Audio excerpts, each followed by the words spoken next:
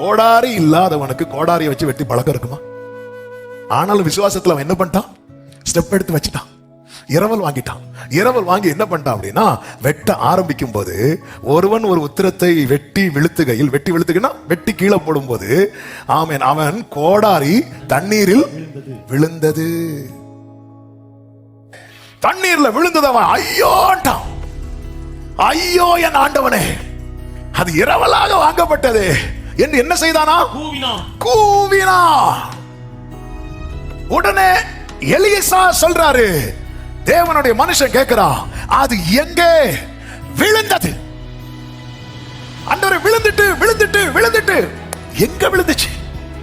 இந்த பகல் வேளையிலே விசுவாசத்துல நீங்க 4 ஸ்டெப் எடுத்து வச்சீங்க, 5வது ஸ்டெப் விழுந்துட்டீங்க, புலம்பிட்டு இருக்கிறீங்க. இன்னைக்கு கர்த்தர் கேட்கிறார், எங்க விழுந்ததோ அங்கிருந்து ஒண்ணு நான் மீண்டும் துவங்க வைக்க போகிறேன்.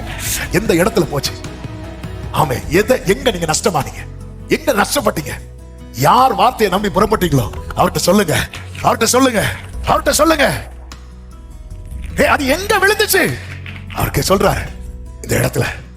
அது எங்க விழுந்தது? அவன் அந்த இடத்தை காண்பித்த போது ஒரு கொம்பை வெட்டி அதை எலியா என்ன பண்றார் தெரியுமா?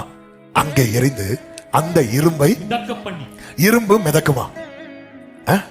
சத்தமா சொல்லுங்க, மிதக்காது. அப்போ இது மிதக்குதுன்னா இதுக்கு பேர் என்னது? நம்ம அறிவு என்ன சொல்லும்? மிதக்காது. இது மிதக்குதுன்னா இது அறிவல்ல, இது அதிசயம். நீ கர்த்தரை நம்பி 4 ஸ்டெப் எடுத்து வச்சுட்ட, நீ கீழே போயிட்ட. விட்டுறாத, கர்த்தரை நோக்கி பாரு. அறியாதது வெட்டாததுமான ஆமென் சொல்றவங்க மட்டும் கரங்களை தட்டி. நீ எடுக்க போறியா இல்ல ஐயோன்னு புலம்ப போறியா? இன்னைக்கு கர்த்தர் சிலரோடு இந்த வார்த்தையை தீர்க்க தரிசனமாய் பேசுகிறார். உன் கையை விட்டு போன வாக்குத்தத்தம்